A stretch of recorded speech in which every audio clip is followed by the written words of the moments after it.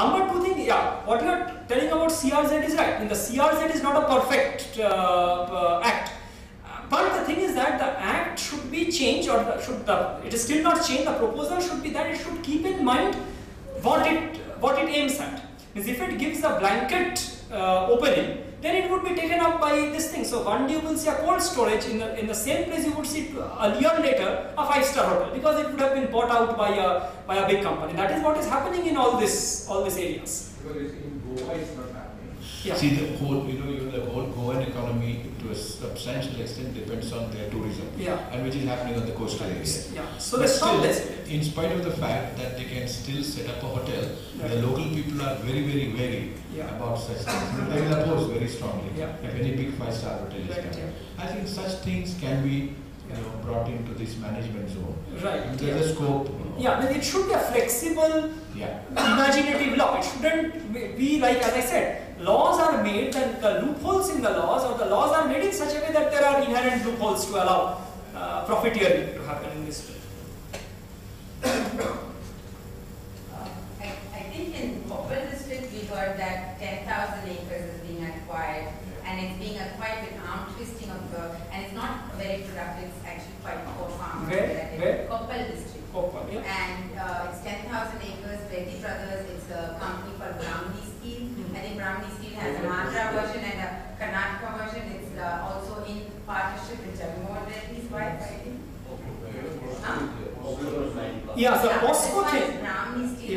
The POSCO thing is also possibly connected. So there is insider means friends in POSCO basically. The POSCO thing also seems to be, it would be a way to legalize what the Reddy brothers are doing. Apparently, the Reddy brothers would be supplying iron ore to POSCO. Okay, so the iron ore which they are now exporting illegally, they would now be able to launder it, quote unquote, make the black iron white and sell it to POSCO. And then POSCO would process it and sell it out. So this is actually... Actually, in North Karnataka, there is a lot of water shortage. Yeah. I don't think a steel company like this can come. Yeah, absolutely. Because So there is as a problem of your drinking water in areas like Dharwad, Hubli, Gadag and all that, especially. And with the coming up of this industry, I don't think we will be able to expand. steel is very water intensive. Means there will be experts. Means in for the steel company doesn't produce anything. It's just land grabbing. It's going to sell the land to POSCO and other people. So this is one way. No, water will be a major issue in North Karnataka because it's an arid area. Even in western West Bengal, where the Jindal steel was supposed to be set, we calculated. The industrial estimates were that to produce 1 ton of steel, you need like 4 tons of water, basically 4,000 liters of water. And there is no water in that area. I mean, there farmers cannot produce 2 crops a year because there is no irrigation. As soon as there is irrigation, you would see there is water. And the funny thing is that in that area, 20 years back a canal was built connecting DVC, the Damodar Valley Corporation, to that area. When it was built, it was found that the slope of the canal was in the opposite direction. So not a single drop of water has flown through that canal in the last 20 years. You can go and see the canal over there. Now they were planning to build another canal to connect DVC to that area so that this company Jindal could get water over there. So this is the sort of the water looting which I was referring to. 2 questions. One was how did things that were started as 100% export zones become things where there is no export? I mean, for example, you said garbage disposal or breakdown of ships or real estate or shopping malls. I mean, those are for local consumption. I mean, or there's nothing that gets exported in there. How did these units come into SEZs? So that's my first question. The second question is, you said 2.7% of the agricultural land is being diverted. No, we've seen other data or surveys which tell us that 40% of India's farmers want to give up farming. I mean, if that is the kind of land that is going to be available, then what is 2.7%? I mean, if you get people who are actually happy to get rid of, because farming is so unremunerative, and they want to leave farming and get out of it. So the amount of land that is going to be available for non-agricultural activities is enormous, half the country or half the agricultural land of the country.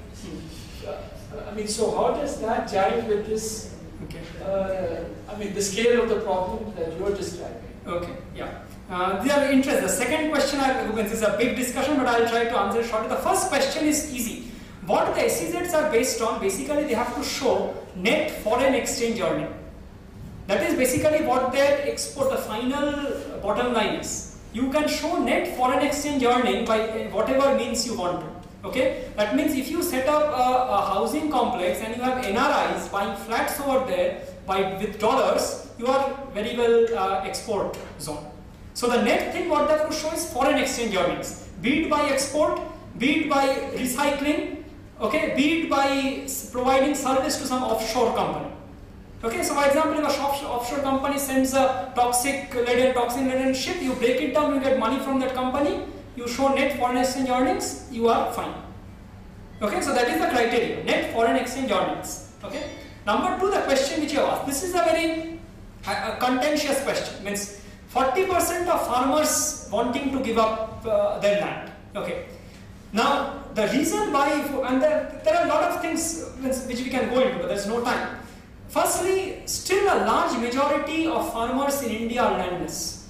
Okay, if you look at it, till around like means 90% of farmers are effectively landless, or they have such small land holding that it is not remunerative. So it is not a question that they want to give up farming because they want to give up farming per se, because they do not have land. Now, whatever land is there, if you remove it from there, okay, then these people are not going to benefit it anyway. So the first question is the crisis of land. Second point is that over the last 20 years, the Indian government on World Bank and IMF, all the structural adjustments have started shifting or have consistently shifted away from investment in agriculture. There are very good records. This book actually has a article on this investment, reduction in public investments in agriculture, whereas it has consistently, the government has reduced public investment in agriculture and has made agriculture untenable. It is not because these farmers really want to give up farming, not because that it is non-remunerative just like that, not because the economy doesn't have demand for agriculture. It is because the cost of inputs have gone so much up. Government support in terms of cheap credit, irrigation, fertilizers, etc. has gone down so much that farmers are being pushed to the wall. So if you now push a person to the brink and then you give him a choice that whether you want to jump into the brink or you want to give away whatever you have, that's why people would say we want to give up agriculture. My personal experience in all these areas I go to, people say that if I had irrigation, I would have very happily done agriculture. These people in this POSCO area, they are farmers just like anywhere else in India. None of them are ready to give up their land. Why? Because they get 10,000 rupees per month from betel vine cultivation. Okay, so the entire question is policy and political will on the part of the state. If the state wants to invest in agriculture, if the state looks at agriculture as a viable economic activity, then agriculture will be a successful activity for the large majority of Indians. But if the state moves away from it, okay, then it will not be. That is, I think, what the scenario is, why you would see these figures coming up in various surveys. I also hear that from people. Farmers keep on telling that it is not remunerative for us. Yeah. Very nice exposition of the situation where the policy of the government seems to be profit before people, and that's taking